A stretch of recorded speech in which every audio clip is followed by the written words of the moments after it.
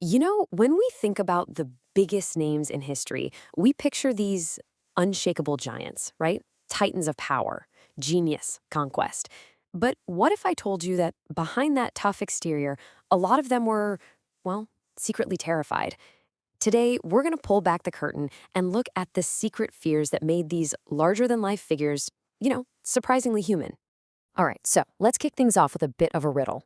What could a brutal dictator, a genius of horror movies, and a world conquering warlord possibly have in common? I know, it sounds like the beginning of a really bad joke, right? But the answer? Well, it actually tells us something pretty deep about what power really means. The one thing they all shared was fear.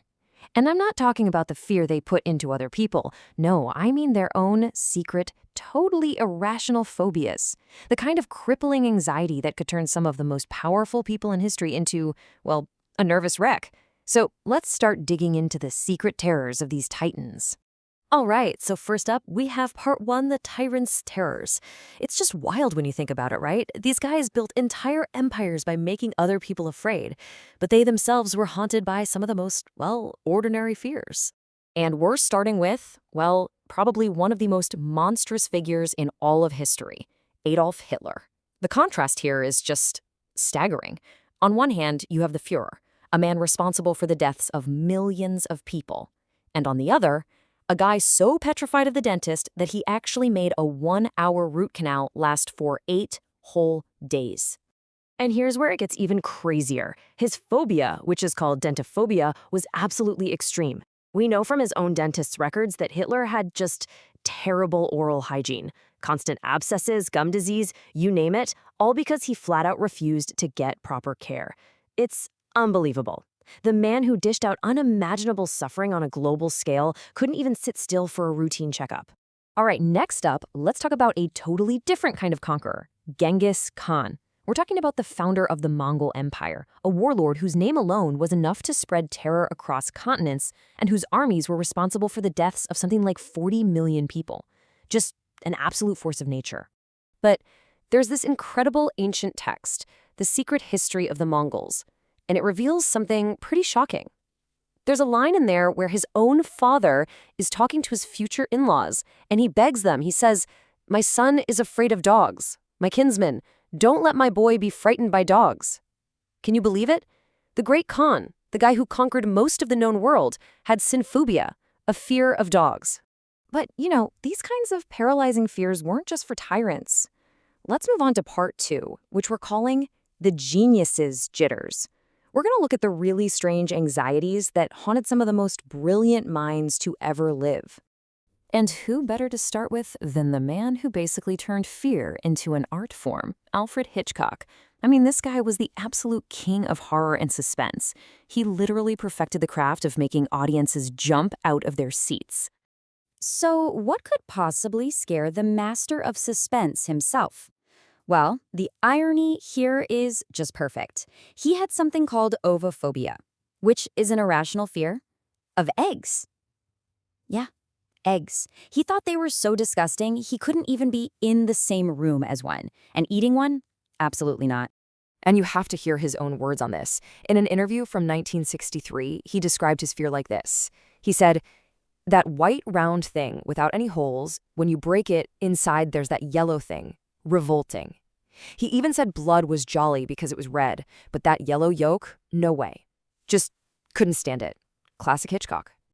Okay, let's switch gears to a giant of science, Charles Darwin. When you hear his name, you probably picture this bold adventurer, right? Sailing around the world on the HMS Beagle, changing how we understand life on this planet. But the reality, especially later in his life, was completely different from that adventurous image. By the time he was just 28, Darwin was basically crippled by agoraphobia, a really severe panic disorder. And the symptoms were just awful. Shortness of breath, throwing up, even hysterical crying. His fear of leaving his own house got so bad that he started turning down prestigious awards and positions. And get this, one time after he spoke in public for only a few minutes, he was literally sick for the next 24 hours. All right, for our last section, part 3, we're diving into the rulers' revulsions.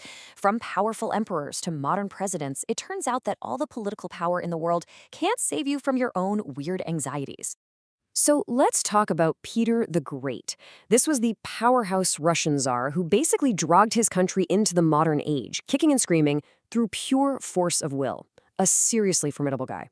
And yet, this incredibly powerful emperor had entomophobia, a fear of insects, and for him, it was specifically cockroaches. And we're not talking a simple dislike. There's this famous story. Peter is visiting an officer's home, he sees a single cockroach, and he just walks over and punches the officer right in the face. And as if that wasn't enough, he also had a bizarre fear of high ceilings. He'd sometimes make people hang canvas from the ceiling to make rooms feel smaller before he'd enter. Okay, let's jump forward to the 20th century and talk about Richard Nixon, America's 37th president. This was a man famous for his sharp political instincts and, his ability to bounce back from just about anything. But Nixon had this deep, deep phobia of hospitals. He wouldn't visit sick friends, not even family, and this fear almost killed him in 1974. He developed a dangerous blood clot, and at first, he refused to go get treatment. He actually said, "If I go into the hospital, I'll never come out alive." And then, in a really tragic twist of fate, his fear kind of came true. He ended up passing away in a New York hospital after a stroke in 1994. And for our final example, we're coming into the much more modern era with Kim Jong-il. You know him as the former supreme leader of North Korea, the man in charge of one of the most isolated and oppressive countries on Earth.